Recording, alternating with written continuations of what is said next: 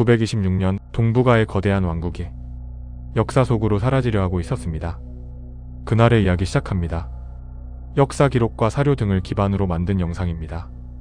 발해 한때 해동성국으로 불리며 동북아를 호령하던 강국이었습니다. 하지만 이제 그 영광은 끝나가고 있었습니다. 거란족이 통일하여 세운 요나라가 발해 국경을 압박하기 시작했습니다. 발해는 여전히 넓은 영토를 가졌지만 국력은 예전 같지 않았습니다. 귀족들의 분열, 정치적 결속력의 약화, 그리고 무너진 군사력. 발해는 내부로부터 흔들리고 있었습니다. 거란은 이미 요동을 장악했고 군사적 기세가 하늘을 찔렀습니다. 924년 충돌이 시작되었습니다. 발해는 여러 전투에서 밀렸고 국경 요새들이 하나씩 무너졌습니다.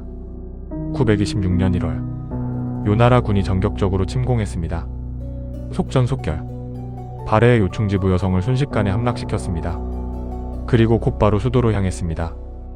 호란성, 상경 용천부. 발해의 심장이 포위되었습니다. 단 3일. 성은 완전히 고립되었고 지원군은 움직일 수조차 없었습니다.